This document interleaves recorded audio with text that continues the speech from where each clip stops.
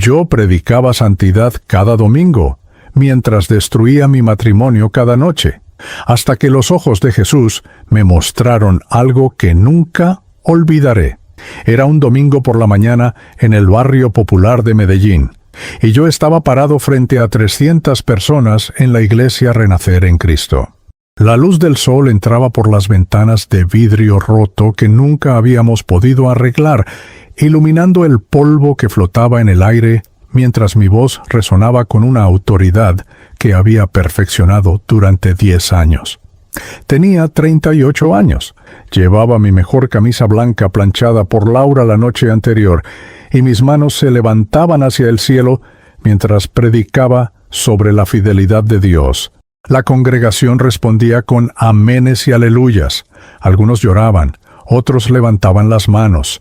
Yo era el pastor Javier Torres, el hombre que Dios había levantado de la pobreza, el que predicaba con fuego, el que oraba por los enfermos y aconsejaba a los matrimonios en crisis, pero nadie sabía que esa misma noche, apenas 5 horas después de terminar el culto de la tarde, yo estaría en el apartamento de Daniela Restrepo en el barrio Belén.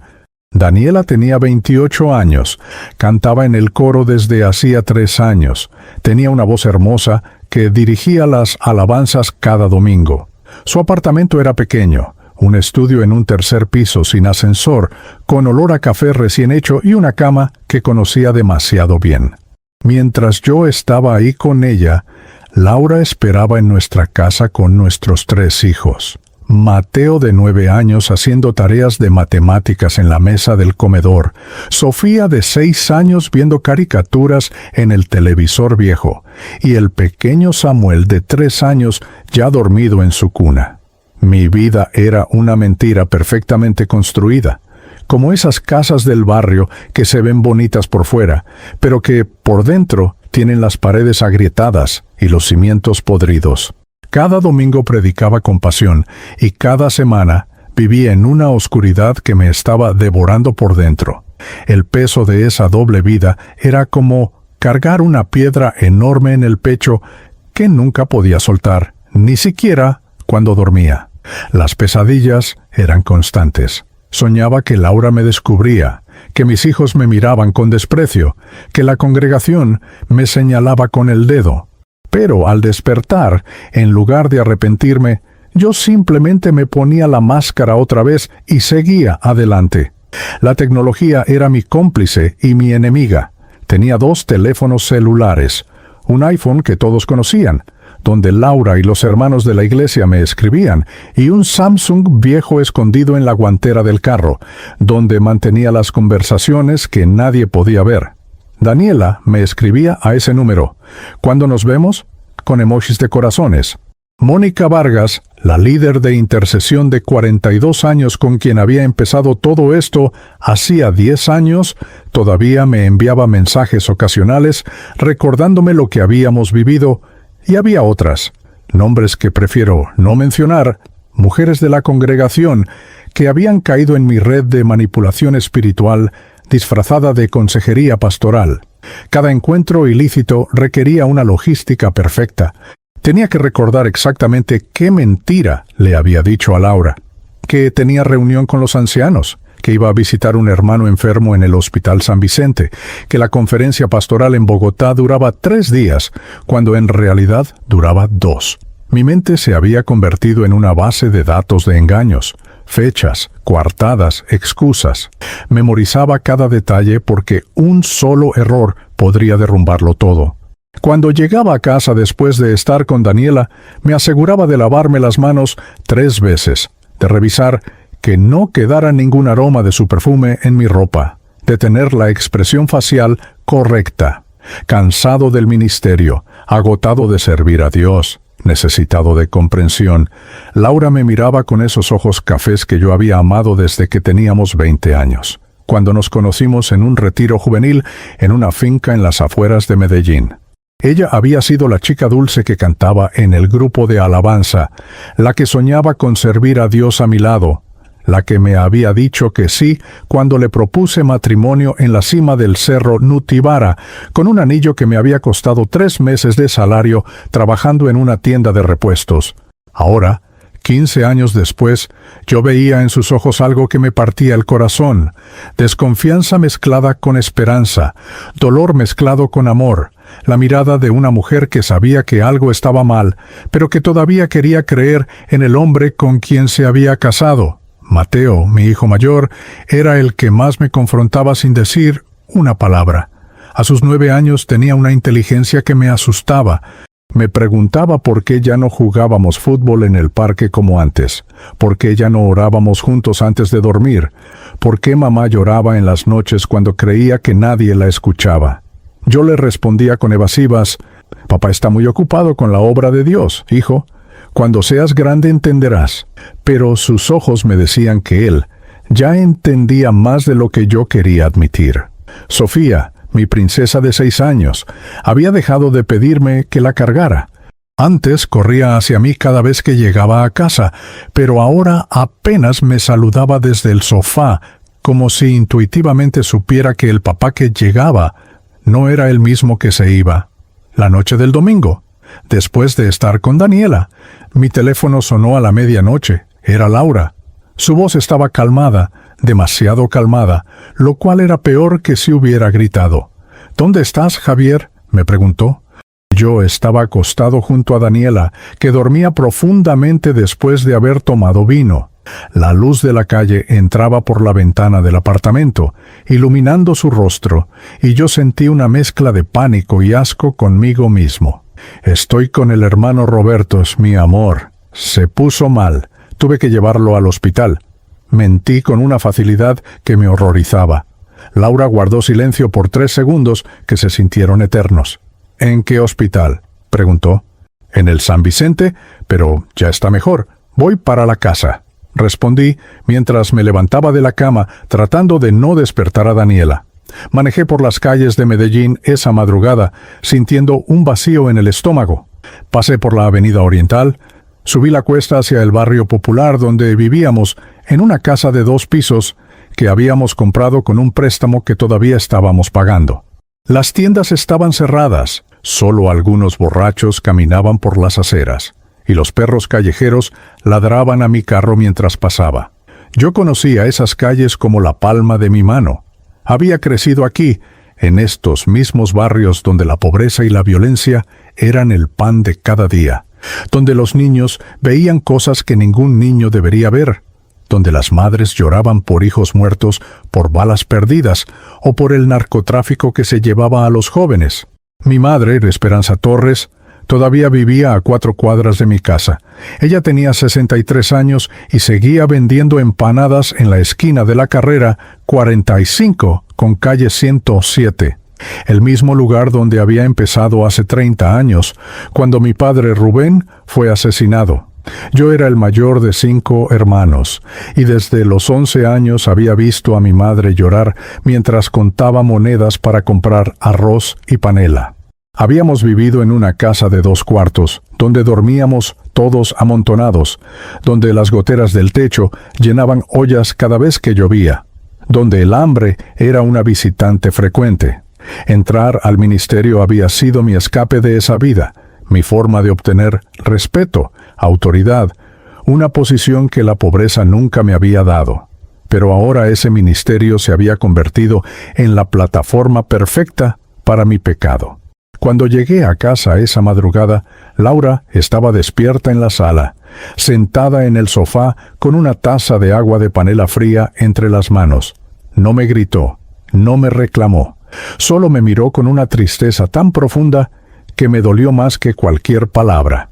Mateo me preguntó hoy por qué tú y yo ya no nos abrazamos como antes. Me dijo con voz quebrada. Le dije que papá estaba cansado del ministerio. Pero yo sé que hay algo más, Javier. Lo sé. Yo me senté a su lado, tomé su mano y le mentí de nuevo. Mi amor, estoy agotado. La iglesia está creciendo. Hay tantas necesidades, tantas personas que necesitan consejería. Pero te amo. Sabes que te amo. Ella apretó mi mano y una lágrima rodó por su mejilla. Entonces, demuéstramelo. Vuelve a ser el hombre con quien me casé. Esa noche no pude dormir. Me quedé mirando el techo de nuestra habitación, escuchando la respiración de Laura a mi lado, y por primera vez en años sentí algo parecido al arrepentimiento. Pero era un arrepentimiento superficial, el tipo de remordimiento que sientes cuando sabes que algo está mal, pero no tienes la valentía para cambiarlo. Me levanté, fui al baño, me miré en el espejo y casi no reconocí al hombre que me devolvía la mirada. Tenía ojeras profundas, algunas canas que no tenía el año anterior, y una expresión de cansancio que iba más allá de lo físico. Era el cansancio del alma, el peso de vivir en contradicción constante, de ser dos personas al mismo tiempo, el pastor ungido y el adúltero serial, el hombre de Dios y el hipócrita, el líder espiritual y el mentiroso profesional. Pero aún no había tocado fondo.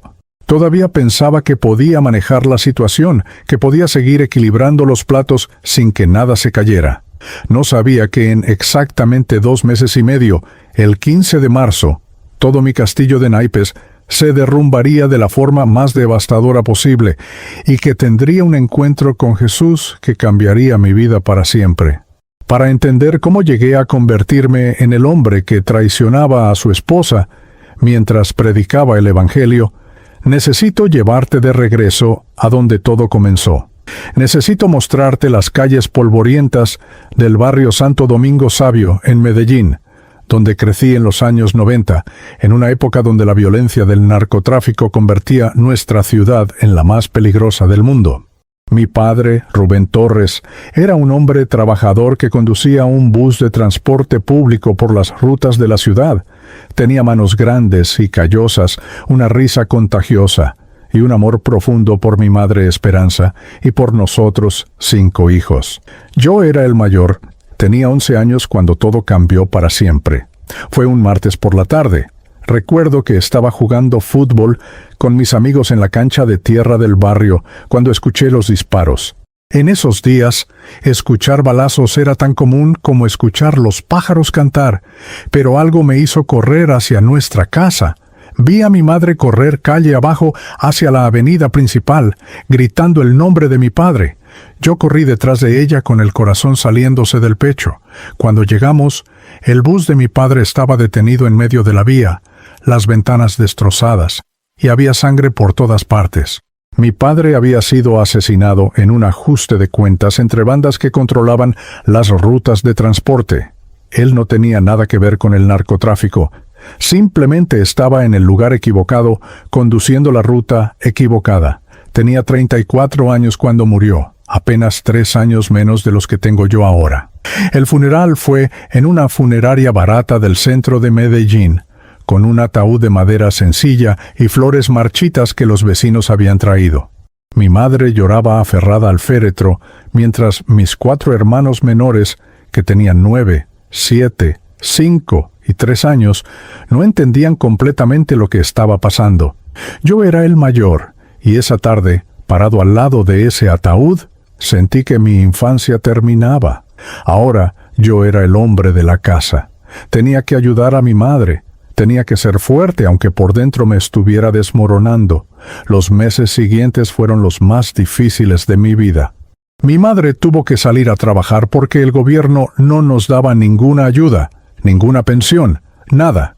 Ella aprendió a hacer empanadas con una señora del barrio que se apiadó de nosotros y comenzó a venderlas en la esquina de la carrera 45 con calle 107.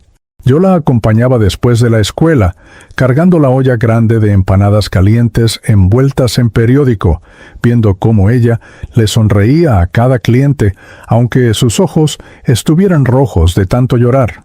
Vendíamos empanadas de carne, de pollo, de queso, a 1,000 pesos cada una, y con suerte sacábamos 20,000 pesos al día para alimentar a 6 bocas. Vivíamos en una casa de 2 cuartos, en un callejón del barrio Santo Domingo. Era una construcción de ladrillo sin terminar, con piso de cemento frío, techo de zinc, que hacía un ruido ensordecedor cuando llovía, y paredes llenas de humedad. En un cuarto dormía mi madre con mis 2 hermanas, y en el otro dormíamos yo y mis 2 hermanos en un colchón grande, tirado en el piso. No teníamos agua caliente. Muchas veces no teníamos ni agua fría porque cortaban el servicio por falta de pago. Yo veía a mi madre sentada en la cocina por las noches, contando monedas sobre la mesa, tratando de decidir si comprar arroz o si pagar la luz. La escuchaba llorar bajito para que no la oyéramos, pero las paredes eran tan delgadas que yo escuchaba todo. A los 13 años dejé la escuela para trabajar tiempo completo. Conseguí empleo en un taller mecánico del barrio. Ganaba el salario mínimo y se lo daba todo a mi madre. Mis manos se llenaron de callos, mi espalda me dolía de cargar llantas y motores, pero yo sentía que estaba cumpliendo mi deber. El dueño del taller era un hombre borracho, que me gritaba y a veces me golpeaba cuando cometía errores, pero yo aguantaba porque necesitábamos el dinero. Mis hermanos pudieron seguir estudiando gracias a que yo trabajaba. Eso me daba un sentido de propósito, pero también me llenaba de una rabia silenciosa contra la pobreza, contra la injusticia, contra un Dios que supuestamente existía, pero que había permitido que mataran a mi padre y nos dejaran en la miseria. Todo cambió cuando tenía 19 años. Una vecina del barrio, doña Carmen, invitó a mi madre a una iglesia evangélica que quedaba a 6 cuadras de nuestra casa. Era un local pequeño, con sillas plásticas y un letrero pintado a mano que decía Iglesia Evangélica Monte Sinaí. Mi madre empezó a asistir los domingos y me rogaba que la acompañara. Yo me resistí durante meses. Pensaba que la religión era para gente débil, para los que necesitaban un consuelo imaginario, pero un domingo acepté ir solo para darle gusto a mi madre, que tanto había sufrido. Ese domingo el pastor predicó sobre cómo Jesús sana a los quebrantados de corazón, y algo dentro de mí se rompió. Era como si cada palabra estuviera dirigida directamente a la herida que llevaba 8 años cargando. Cuando hicieron el llamado al altar, yo pasé adelante llorando como un niño, y por primera vez desde la muerte de mi padre sentí algo parecido a la paz. Le entregué mi vida a Cristo esa mañana, y honestamente en ese momento fue genuino. Quería cambiar, quería ser diferente, quería que mi vida tuviera sentido. Los siguientes meses fueron transformadores. Dejé de beber alcohol, dejé de fumar marihuana que había empezado a consumir por la presión del barrio. Me metí de lleno en las actividades de la iglesia. Descubrí que tenía un don para hablar en público, para predicar con pasión. El pastor Esteban, un hombre mayor que llevaba 30 años en el ministerio, me tomó bajo su ala y me enseñó a estudiar la Biblia, a preparar sermones, a orar por los enfermos. A los 20 años ya estaba predicando en las calles del barrio con un megáfono, haciendo evangelismo de puerta en puerta, dirigiendo estudios bíblicos para jóvenes. Pero también descubrí algo más. Descubrí el poder que venía con el título de pastor. Descubrí el respeto que la gente te daba cuando te llamaban líder espiritual. En el barrio, donde yo había sido simplemente el hijo de la viuda que vendía empanadas, ahora era el hermano Javier, el joven predicador ungido que Dios estaba levantando. Las personas me saludaban con reverencia, me pedían oración, me consultaban sus problemas. Por primera vez en mi vida yo tenía autoridad, y eso se sentía embriagador. A los 23 años me nombraron pastor de jóvenes en Monte Sinaí. A los 25 fui ordenado como pastor asociado. Y a los 28, con una ambición que yo confundía con visión de Dios, fundé mi propia iglesia, Renacer en Cristo. Renté un local en el barrio popular, puse sillas prestadas, conseguí un equipo de sonido de segunda mano y empecé con 15 personas. Laura, quien ya era mi esposa y acababa de dar a luz a Mateo, dirigía la alabanza con su voz hermosa mientras yo predicaba con un fuego que hacía que la gente llorara y levantara las manos. La iglesia creció rápido. En 2 años teníamos 100 personas, en 5 años 200, en 7 años 300. Yo era el pastor exitoso, el que había salido de la pobreza por el poder de Dios, el ejemplo viviente de que Jesús cambia vidas. Predicaba en conferencias. Otros pastores me invitaban a sus iglesias. Me entrevistaron en una radio cristiana local. Pero junto con el crecimiento ministerial, algo oscuro también estaba creciendo dentro de mí, el orgullo. Empecé a creer mi propia publicidad. Empecé a pensar que yo era especial, que Dios me había escogido de manera única, que las reglas normales no aplicaban para mí porque yo era un ungido. Cuando la gente me adulaba después de los sermones Money, cuando me decían que era el mejor predicador que habían escuchado, yo lo absorbía todo como una esponja. Laura me advertía que tuviera cuidado, que la soberbia viene antes de la caída, pero yo le decía que ella no entendía la unción que Dios me había dado. Fue en ese contexto de orgullo espiritual disfrazado de éxito ministerial que conocí a Mónica Vargas. Ella tenía 32 años, era líder del grupo de intercesión en la iglesia, una mujer atractiva, divorciada, con una espiritualidad intensa que yo confundí con conexión especial. Hace 10 años fuimos juntos a una conferencia pastoral en Bogotá con otros líderes de la iglesia. La última noche de la conferencia, después de un servicio poderoso donde ambos habíamos llorado bajo la presencia de Dios, terminamos en el lobby del hotel hablando hasta las 3 de la madrugada. Ella me compartió sus heridas, su divorcio doloroso, su búsqueda de propósito, y yo le abrí partes de mi corazón que nunca le había abierto a nadie. Una cosa llevó a la otra, y esa madrugada crucé una línea que jamás debí haber cruzado. Al regresar a Medellín, la culpa me consumía. Le pedí perdón a Dios 1000 veces. Le prometí que nunca volvería a pasar. Traté de evitar a Mónica en la iglesia, pero el daño estaba hecho. Había probado el fruto prohibido y había descubierto lo fácil que era justificar el pecado cuando eres el líder espiritual. Me decía a mí mismo que Dios entendía mi soledad, que Laura no me comprendía como líder, que yo necesitaba conexión emocional, que mi esposa no me daba, porque estaba ocupada criando niños. Todas eran mentiras, pero yo las creí. Lo que empezó como un error se convirtió en un patrón. Mónica fue la primera, pero no la última. Aprendí a usar la consejería pastoral como una herramienta de manipulación emocional. Mujeres vulnerables venían a mi oficina buscando ayuda espiritual, y yo les ofrecía atención, comprensión, palabras de afirmación que sus esposos no les daban. Gradualmente, esas sesiones de consejería se volvían más personales, más íntimas, hasta que cruzaban el límite, y yo justificaba cada paso del camino con retórica espiritual retorcida. Mi hogar se estaba desmoronando mientras mi ministerio florecía. Laura me confrontaba sobre las noches que llegaba tarde, sobre los mensajes que recibía a horas extrañas, sobre el perfume de mujer que a veces detectaba en mi ropa. Yo le mentía con tanta convicción que ella terminaba pidiéndome perdón por desconfiar. Mateo dejó de pedirme que jugáramos fútbol porque yo siempre estaba ocupado. Sofía dejó de esperarme en la puerta cuando llegaba a casa. El pequeño Samuel ni siquiera me conocía bien porque yo nunca estaba presente, pero yo seguía predicando cada domingo sobre la santidad, sobre la fidelidad, sobre el matrimonio como pacto sagrado ante Dios, y la congregación me creía porque yo predicaba con lágrimas, con pasión, con una unción que parecía genuina. Lo que ellos no sabían es que esas lágrimas venían de la culpa, no del arrepentimiento. Venían del peso de vivir una mentira tan grande que me estaba aplastando el alma. El 15 de marzo de 2023 amaneció como cualquier otro día en Medellín.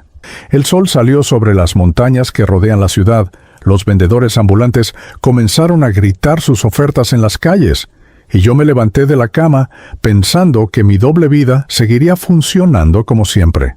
Laura había preparado café en la cocina y estaba ayudando a Mateo con su uniforme del colegio, mientras Sofía buscaba sus zapatos por toda la casa y Samuel comía cereal derramándolo por todas partes.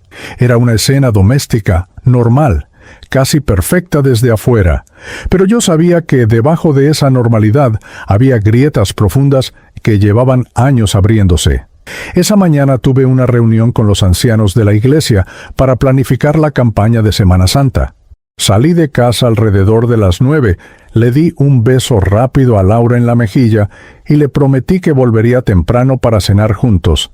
Ella me miró con esos ojos cafés que conocía tan bien y asintió sin decir nada.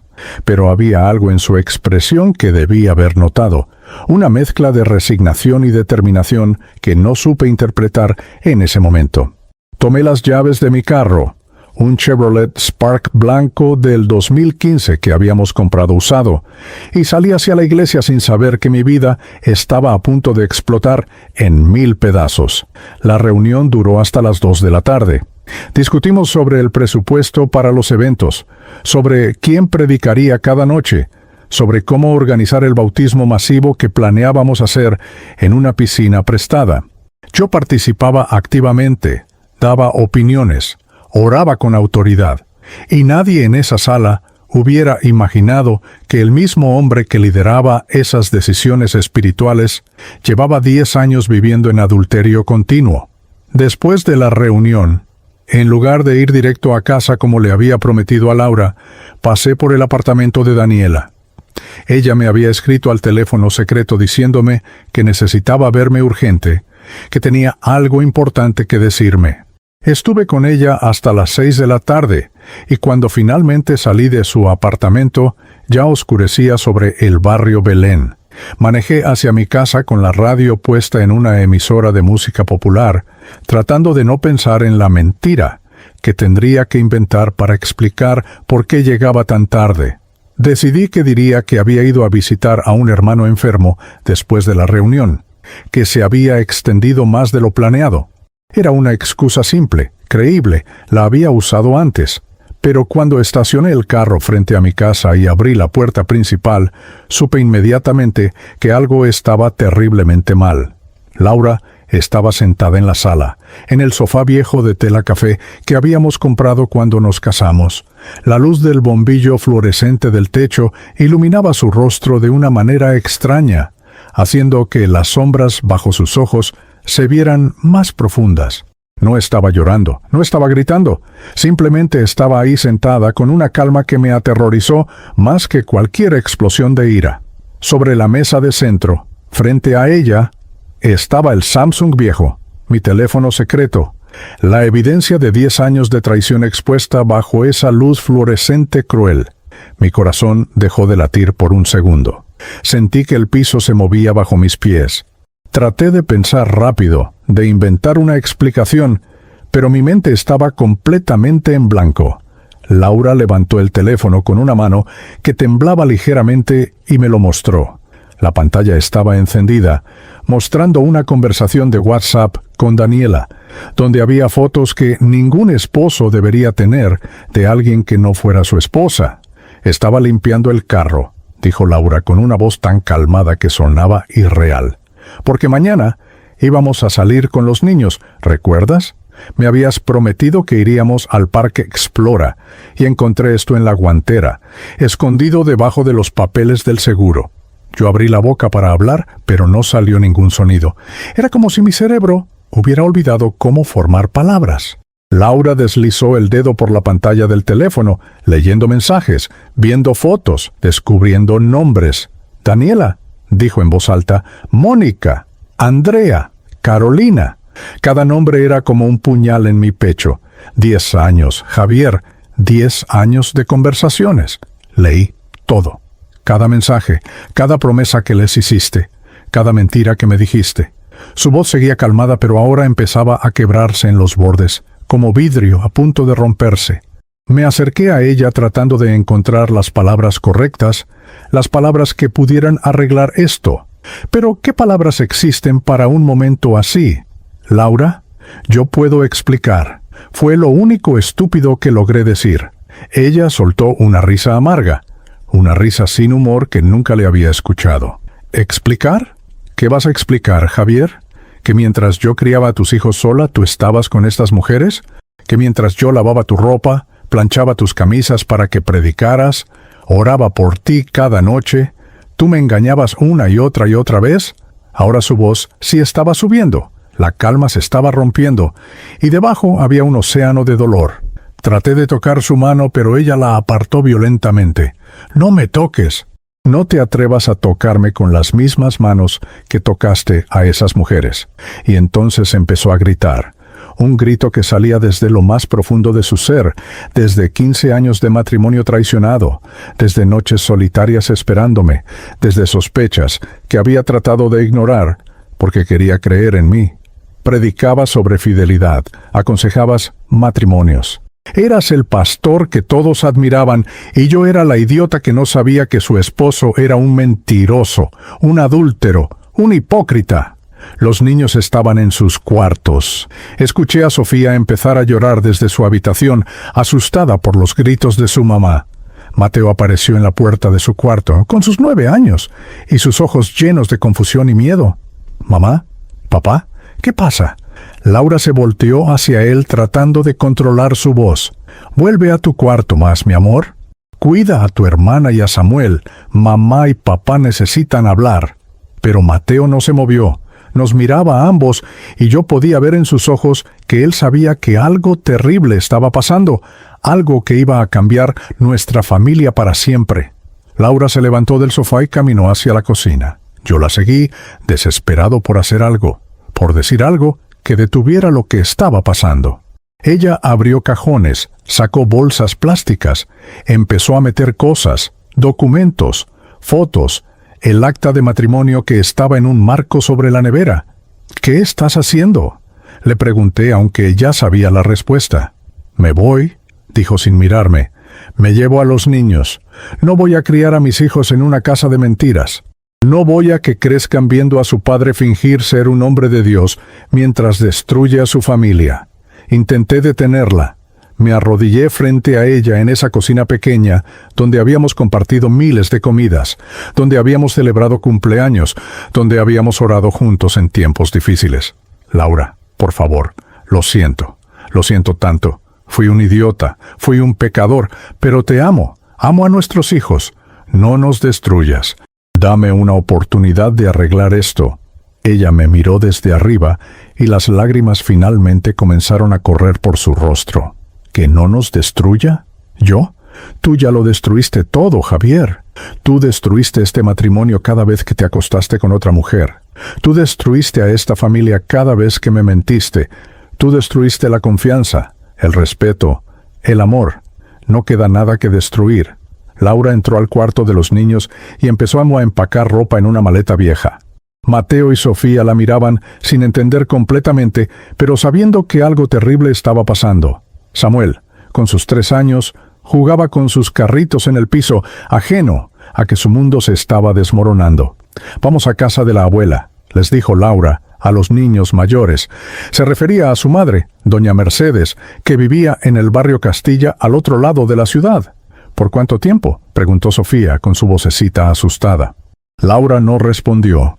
Solo siguió empacando ropa, pañales para Samuel, los juguetes favoritos de cada uno. Yo estaba parado en la puerta viendo cómo mi familia se desintegraba frente a mis ojos y no podía hacer nada para detenerlo. 15 años de matrimonio colapsando en una sola noche. Mateo se acercó a mí con lágrimas en los ojos. «Papá, ¿hiciste algo malo?».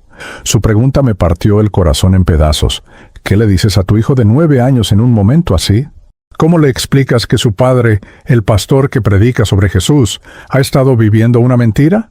Me arrodillé frente a él y lo abracé. «Sí, hijo, papá hizo cosas muy malas y ahora mamá está muy dolida, pero los amo mucho». Mateo me abrazó de vuelta, pero podía sentir su confusión, su dolor, su mundo seguro desmoronándose. Media hora después, Laura salió de la casa con los 3 niños, 2 maletas y el teléfono que contenía la evidencia de mi traición. Ni siquiera me miró cuando pasó por la sala donde yo estaba sentado, con la cabeza entre las manos. La puerta se cerró detrás de ellos, y el silencio que quedó en la casa fue ensordecedor. Me quedé ahí sentado sin moverme durante no sé cuánto tiempo, viendo las paredes que de repente parecían vacías, escuchando el tic-tac del reloj en la cocina, sintiendo el peso completo de lo que había hecho. Alrededor de las 11 de la noche me levanté y fui a la licorería de la esquina. Compré una botella de aguardiente antioqueño, aunque llevaba años sin tomar alcohol. Volví a la casa, me encerré en mi cuarto y empecé a beber directamente de la botella. El licor me quemaba la garganta, pero No me importaba. Quería sentir algo diferente al dolor que me estaba destrozando por dentro. Bebí hasta que el cuarto empezó a dar vueltas, hasta que ya no podía pensar con claridad, hasta que finalmente me tiré en el piso al lado de la cama porque no tenía fuerzas ni para subirme a ella. Ahí tirado en el piso de mi habitación, borracho, destruido, solo, finalmente enfrenté la realidad completa de lo que era. No era el pastor ungido, no era el hombre de Dios, no era el líder espiritual admirado. Era un fraude, un mentiroso, un adúltero que había destruido lo más valioso que tenía en la vida.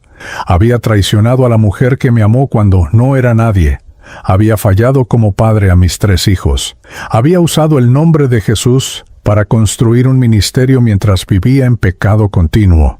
Y lo peor de todo es que lo había hecho deliberadamente, una y otra vez, durante 10 años. El reloj digital en la mesa de noche marcaba las 3:33 de la madrugada cuando algo comenzó a cambiar en esa habitación. No sé cómo explicarlo con palabras que hagan sentido, pero el aire se sintió diferente, más pesado, más denso, como si alguien más hubiera entrado al cuarto aunque la puerta estaba cerrada. Y fue en ese momento, tirado en el piso en mi propia miseria y pecado, que tuve un encuentro que cambiaría mi vida para siempre. Eran las 3:33 de la madrugada y yo estaba tirado en el piso de mi habitación, borracho, destruido, con el sabor amargo del aguardiente todavía en mi boca y las lágrimas secándose en mis mejillas. La botella vacía rodaba a mi lado cada vez que yo me movía. Las cortinas estaban abiertas y la luz anaranjada de los postes de la calle entraba por la ventana creando sombras extrañas en las paredes. Todo estaba en silencio, excepto por el sonido de los perros callejeros ladrando a lo lejos y el ocasional mototaxi pasando por la calle. Yo había cerrado los ojos tratando de que el cuarto dejara de dar vueltas, rogando poder desmayarme y no sentir nada por unas horas, cuando de repente sentí que algo cambiaba en la atmósfera de esa habitación. No puedo explicarlo de una manera que suene lógica o racional, porque no fue una experiencia lógica ni racional. Fue algo que trascendía lo físico, algo que iba más allá de los 5 sentidos. El aire se volvió denso, pesado, como si de repente hubiera una presencia en el cuarto que ocupaba todo el espacio. Sentí un peso en el pecho que me hizo difícil respirar, pero no era el peso del alcohol ni de la angustia emocional que había estado sintiendo toda la noche. Era algo diferente, algo que venía de afuera de mí, pero que también penetraba hasta lo más profundo de mi ser. Abrí los ojos y lo primero que vi fue que la habitación estaba más iluminada de lo que debería estar. No era la luz anaranjada de los postes de la calle. Era una luz blanca, brillante pero no cegadora, que parecía venir de todas partes y de ninguna parte al mismo tiempo. Me incorporé con dificultad, apoyándome contra la pared, con el corazón latiéndome tan fuerte que podía escucharlo en mis oídos. Y fue entonces cuando lo vi, o tal vez no lo vi con los ojos físicos, sino con algún otro sentido que no sabía que tenía, pero estaba ahí, tan real como cualquier cosa que haya experimentado en mi vida. Jesús estaba parado frente a mí, en mi habitación. No era la imagen suave de las estampitas católicas que había visto toda mi vida. No era el Jesús rubio de ojos azules de las películas americanas. No era una aparición etérea y transparente. Era sólido, real, presente de una manera que me aterrorizó y me atrajo al mismo tiempo. Su rostro era de Medio Oriente, su piel morena, su cabello oscuro, sus ojos profundos y penetrantes que me miraban con una intensidad que sentía atravesar cada capa de mi ser hasta llegar a los lugares más oscuros de mi alma que yo había tratado de esconder incluso de mí mismo. Traté de hablar, pero no me salían las palabras. Quise levantarme, pero mis piernas no me respondían. Solo podía estar ahí sentado contra la pared, mirándolo, sintiendo que cada secreto, cada mentira, cada pecado que había cometido en los últimos 10 años estaba expuesto ante él como si estuviera escrito en letras gigantes en el aire entre nosotros. No tuve que confesar nada porque él ya lo sabía todo. Cada encuentro ilícito, cada mensaje secreto, cada promesa rota, cada vez que había predicado sobre santidad mientras vivía en hipocresía, todo estaba ahí, visible, imposible de negar o justificar. Entonces comenzaron las imágenes. No sé si las vi con mis ojos o si aparecieron directamente en mi mente, pero eran tan vívidas, tan reales, que era como estar viendo una película en 3 dimensiones que me rodeaba completamente. Vi a Laura, sentada sola en nuestra cama en las noches que yo no llegaba a dormir, llorando en silencio con la almohada presionada contra su boca para que los niños no la escucharan. Vi sus manos temblando mientras revisaba mi teléfono, buscando evidencias, queriendo encontrar algo pero al mismo tiempo rogando no encontrar nada.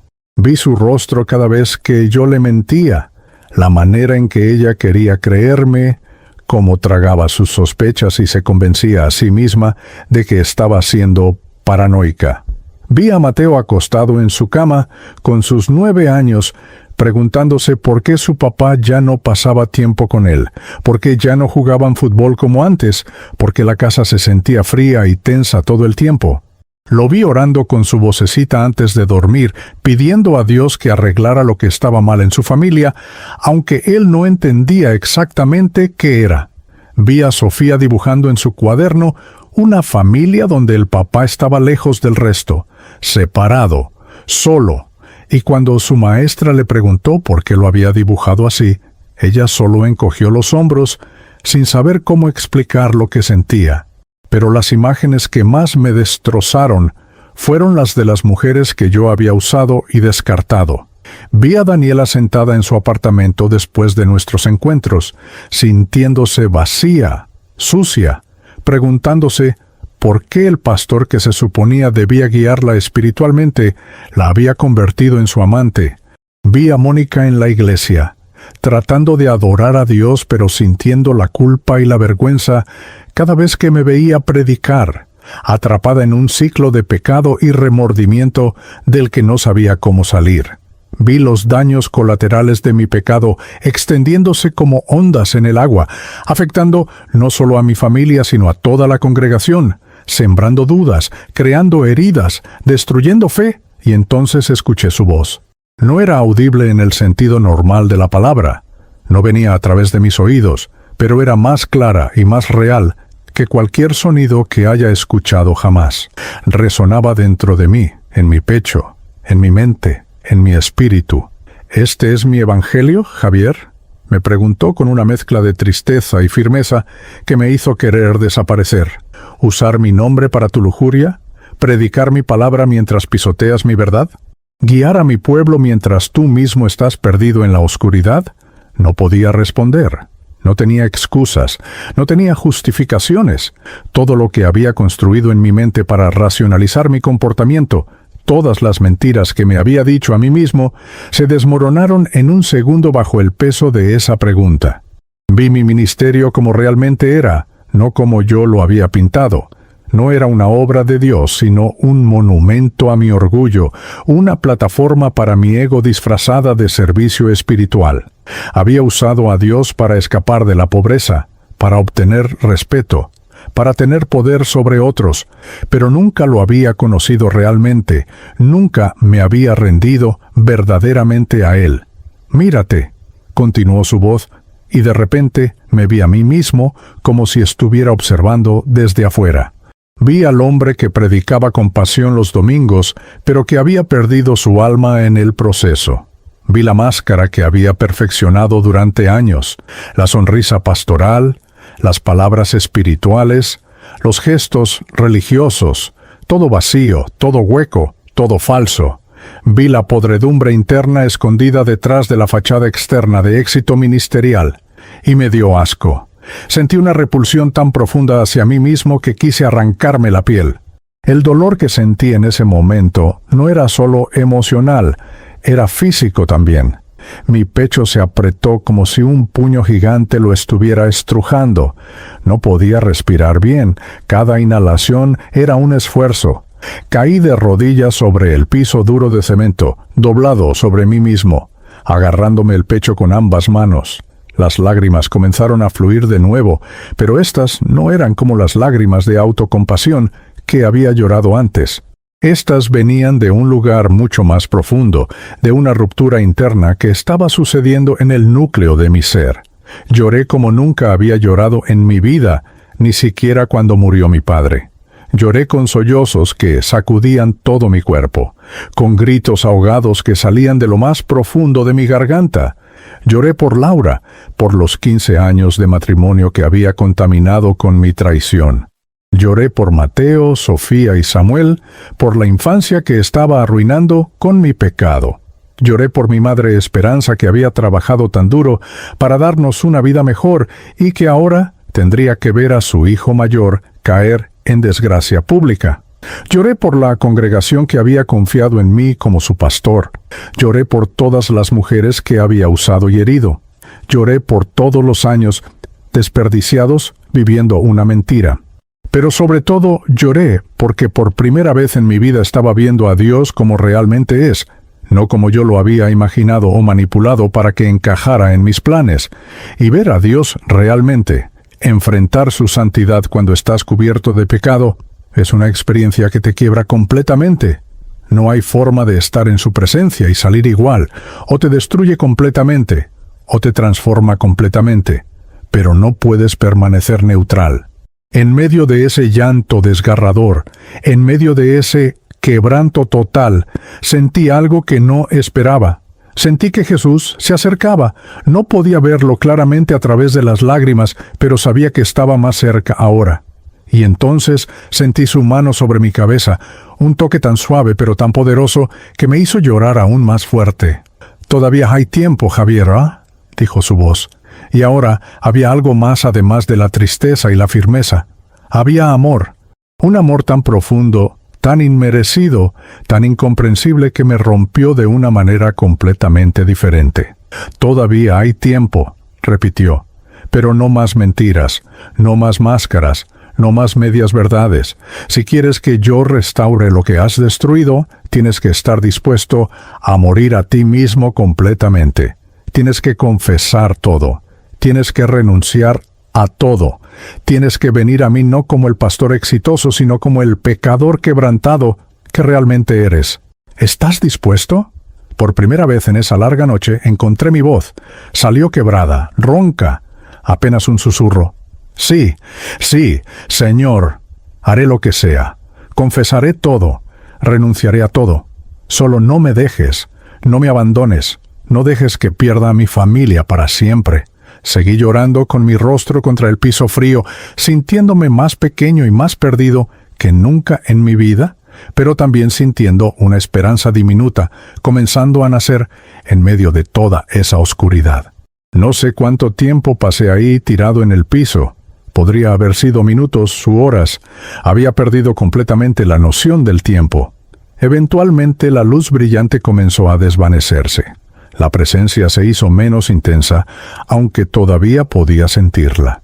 Cuando finalmente levanté mi cabeza, la habitación se veía normal de nuevo. La luz anaranjada de los postes de la calle entraba por la ventana. El reloj marcaba las 5:40 de la mañana. Estaba empapado en sudor. Mi garganta estaba en carne viva de tanto llorar. Mis rodillas me dolían de estar hincado sobre el cemento, pero algo dentro de mí era completamente diferente. Me levanté con dificultad y me miré en el espejo del tocador. Mis ojos estaban rojos e hinchados. Mi cara estaba manchada de lágrimas y mocos. Mi cabello estaba despeinado. Parecía que había envejecido 10 años en una noche. Pero cuando me miré a los ojos, vi algo que no había visto en mucho tiempo. Vi verdad. No más máscaras, no más fingir. Solo un hombre quebrantado que finalmente estaba listo para enfrentar las consecuencias de sus acciones y buscar una transformación real. El sol estaba empezando a salir sobre las montañas de Medellín. Era viernes por la mañana. En 2 días sería domingo y yo tenía que predicar. Pero sabía exactamente qué iba a hacer ese domingo, y la sola idea me aterrorizaba tanto como me liberaba. Iba a pararme frente a esa congregación y les iba a decir la verdad, toda la verdad, sin importar las consecuencias, Los 2 días entre esa visión sobrenatural del viernes por la madrugada y el domingo por la mañana fueron los más largos de mi vida. El viernes desperté en el piso de mi habitación con el cuerpo adolorido, la boca seca, y un sentido de claridad tan agudo que casi dolía. Me levanté, me bañé con agua fría porque el calentador estaba dañado, y me quedé bajo esa ducha helada, dejando que el agua lavara el sudor y las lágrimas de la noche anterior. Pero sabía que ninguna cantidad de agua podía lavar lo que yo había hecho. Solo la sangre de Cristo podía hacer eso. Y por primera vez en 10 años, yo estaba listo para aceptar esa verdad sin condiciones, sin excusas, sin manipulaciones. Pasé ese viernes ayunando y orando de una manera que nunca había orado antes. No era la oración performativa que había practicado durante años. Esas oraciones largas y elocuentes que impresionaban a la congregación, pero que no tocaban el cielo. Era una oración desesperada, honesta, quebrantada. Me arrodillé en mi cuarto vacío y le hablé a Dios como un niño le habla a su padre después de haber cometido algo terrible. No sé cómo arreglar esto, le dije una y otra vez. No sé cómo recuperar a mi familia. No sé cómo enfrentar a la iglesia. Pero tú me dijiste que todavía hay tiempo, así que confío en ti. Haré lo que me pidas que haga. El sábado por la mañana llamé al pastor Rodrigo Henao de la Iglesia Centro Cristiano en Envigado. Rodrigo tenía 55 años, llevaba 30 años en el ministerio y era uno de los pocos pastores en Medellín a quien yo respetaba genuinamente porque vivía lo que predicaba. Lo había conocido en conferencias pastorales y siempre me había tratado con amabilidad, aunque yo sabía que él veía a través de mi fachada mejor que la mayoría. Cuando contestó el teléfono, yo no perdí tiempo en rodeos. «Pastor Rodrigo, necesito hablar con usted urgente. He estado viviendo en pecado durante años y mi vida acaba de explotar. Necesito ayuda». Hubo un silencio del otro lado de la línea que duró unos segundos, y luego escuché su voz calmada. «Javier, ven a mi casa ahora mismo. Te espero». Manejé hasta Envigado con las manos temblando en el volante. La casa del pastor Rodrigo era sencilla, en un barrio de clase media, con un jardín pequeño al frente donde su esposa cultivaba rosas. Él me recibió en la puerta y lo primero que hizo fue abrazarme. No me preguntó nada. No me juzgó. Solo me abrazó como un padre abraza a un hijo que ha estado perdido. Ese abrazo me hizo llorar de nuevo. Y ahí, en la sala de su casa, frente a él y su esposa, doña Patricia, les conté todo. Les conté sobre Mónica hace 10 años en Bogotá, sobre las otras mujeres a través de los años, sobre Daniela, sobre el teléfono secreto, sobre cómo Laura lo había descubierto todo y se había llevado a los niños. Les conté sobre la visión de Jesús en mi habitación, sobre las imágenes que me mostró, sobre su voz preguntándome si ese era su evangelio. No me guardé nada. Cada detalle vergonzoso, cada traición, cada mentira, todo salió en una confesión que duró casi 2 horas. Cuando terminé, me sentía física y emocionalmente agotado, pero también sentía una libertad extraña, como si al fin hubiera soltado un peso que había estado cargando durante una década. El pastor Rodrigo me miró con ojos llenos de compasión, pero también de seriedad. «Javier, lo que vas a enfrentar ahora será lo más difícil de tu vida, más difícil que mantener la doble vida, porque ahora tendrás que vivir en completa transparencia. Tendrás que confesar públicamente, tendrás que renunciar al pastorado temporalmente, tendrás que someterte a consejería y rendición de cuentas. Y aún así, no hay garantía de que Laura regrese o de que tu matrimonio se restaure. Ella tiene todo el derecho de divorciarse de ti. ¿Estás preparado para eso?» Yo asentí con la cabeza. No tengo otra opción. Si no hago esto, me voy a morir por dentro. Prefiero perder todo y tener a Cristo de verdad que seguir teniendo éxito ministerial sin Él. El domingo 19 de marzo de 2023 amaneció claro y soleado en Medellín. Llegué a la iglesia Renacer en Cristo a las 8 de la mañana. 2 horas antes del servicio. El edificio estaba vacío excepto por don Esteban, el encargado de la limpieza, que estaba barriendo el piso. Me senté en la primera fila mirando el púlpito desde donde había predicado durante los últimos 10 años, y sentí una mezcla de terror y paz. Sabía que lo que estaba a punto de hacer destruiría mi reputación, mi ministerio, mi posición, tal vez incluso mi futuro. Pero también sabía que era lo único correcto que podía hacer. La congregación empezó a llegar alrededor de las 9:30.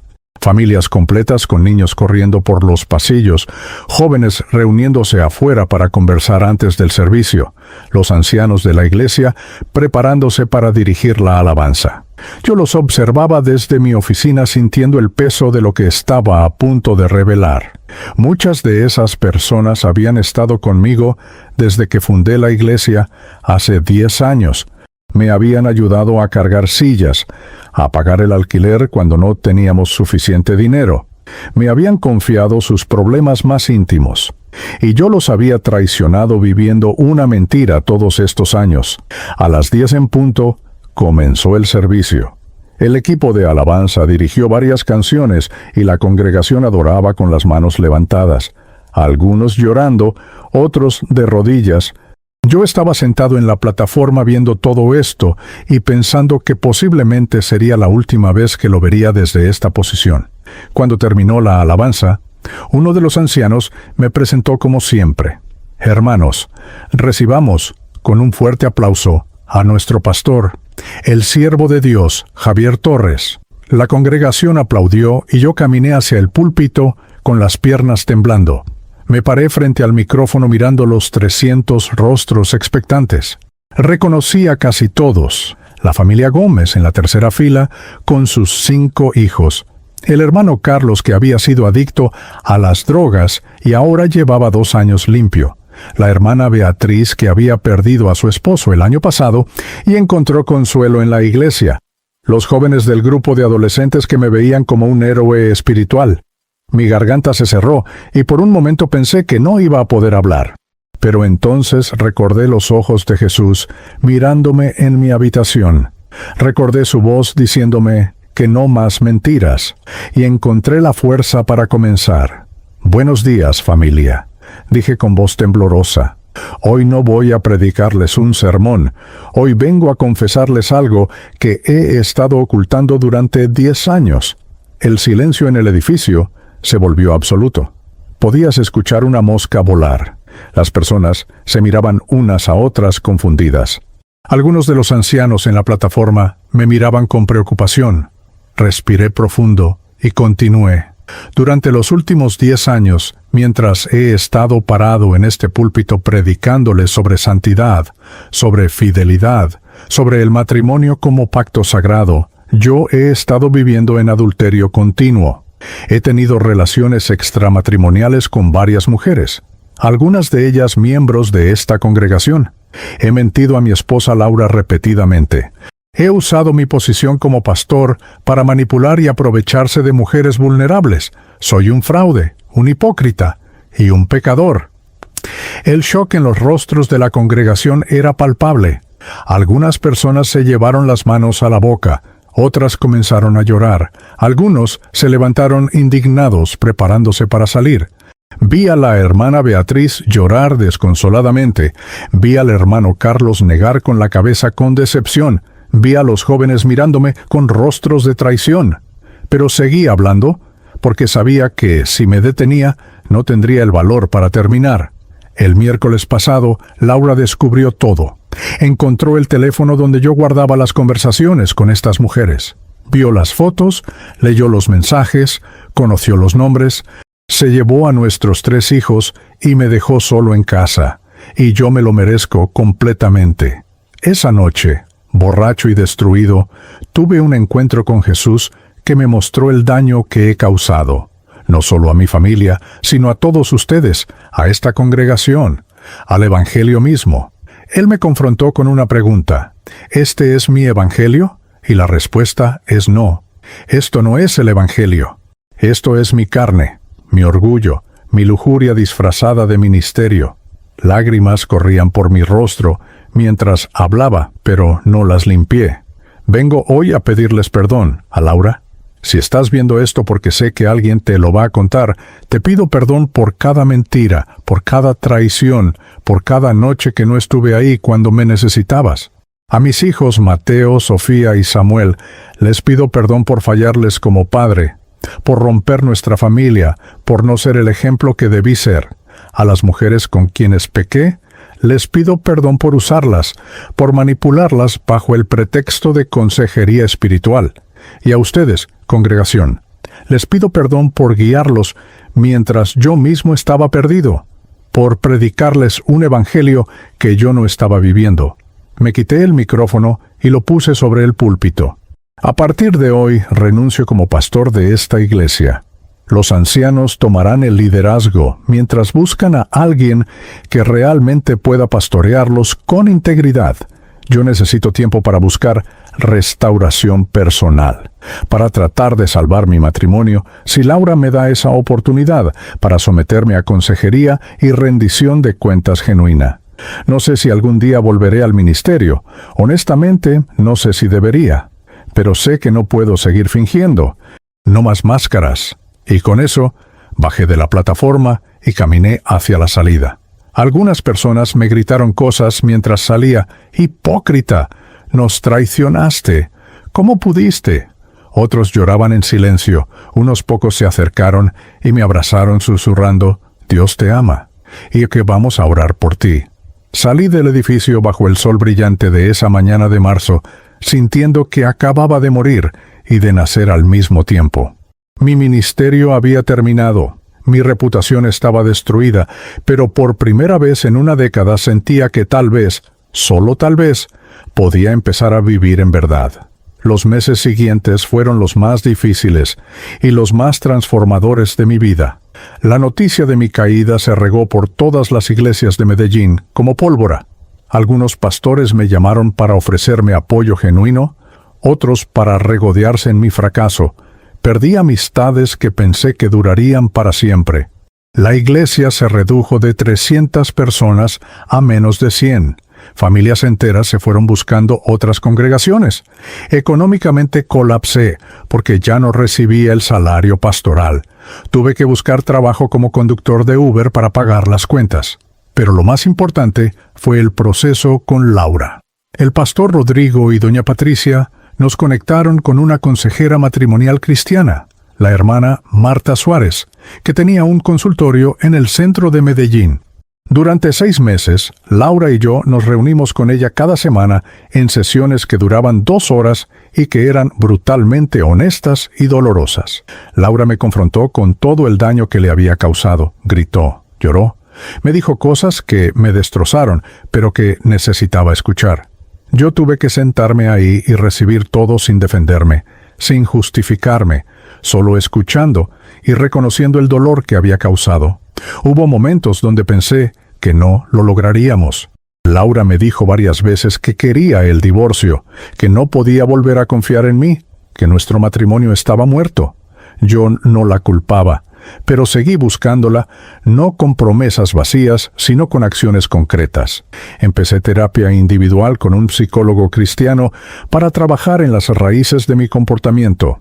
Me uní a un grupo de rendición de cuentas con 3 hombres que el pastor Rodrigo asignó para caminar conmigo.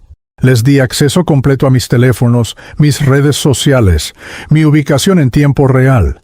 Nada de privacidad, nada de secretos. Mateo y Sofía necesitaron terapia también. Mateo tenía tanta rabia conmigo que durante meses ni siquiera quería verme. La primera vez que nos reunimos después de mi confesión pública, él me gritó, «¡Te odio! ¡Destruiste a mi mamá!» y salió corriendo. Me quebró el corazón, pero era exactamente lo que merecía escuchar. Sofía se volvió muy callada. Dejó de sonreír como antes.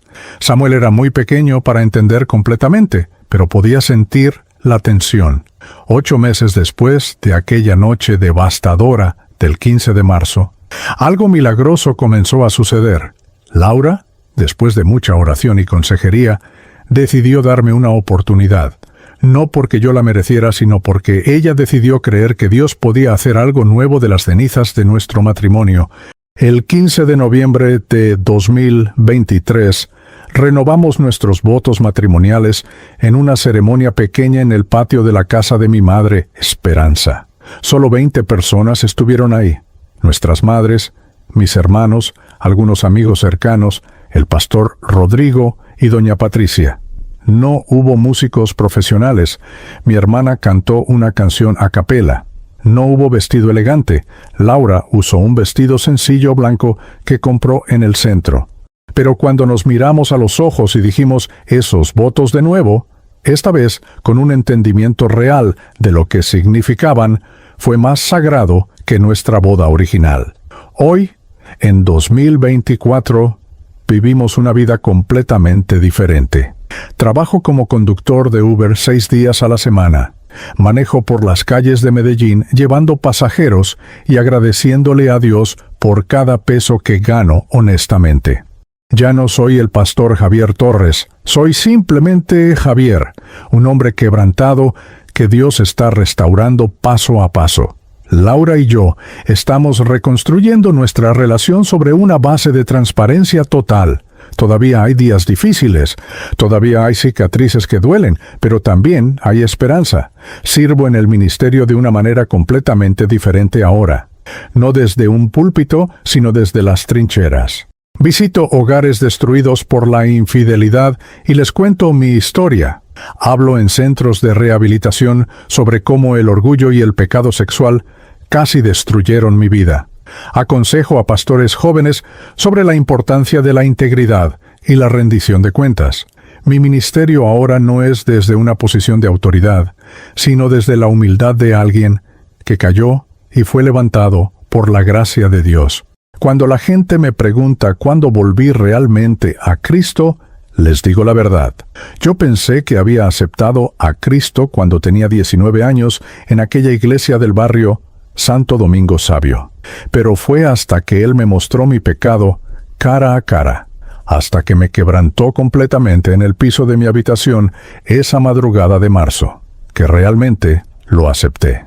No el Cristo de mi conveniencia, no el Cristo que yo podía manipular para justificar mi estilo de vida, sino el Cristo verdadero que me amó lo suficiente para confrontarme, para quebrantarme, para ofrecerme una oportunidad de redención que yo nunca merecí.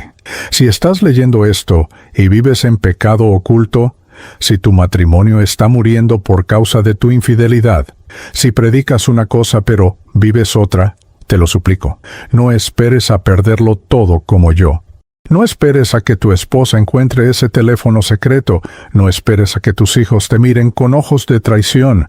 Acepta a Cristo hoy de verdad, confiesa tu pecado, busca ayuda, sométete a restauración genuina.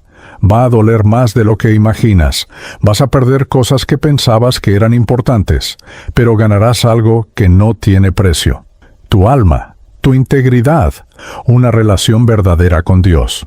Este es el testimonio de cómo casi perdí todo hasta que los ojos de Jesús me encontraron en mi punto más bajo. Comparte tu historia en los comentarios si Dios tocó tu corazón y recuerda, todavía hay tiempo para ti también.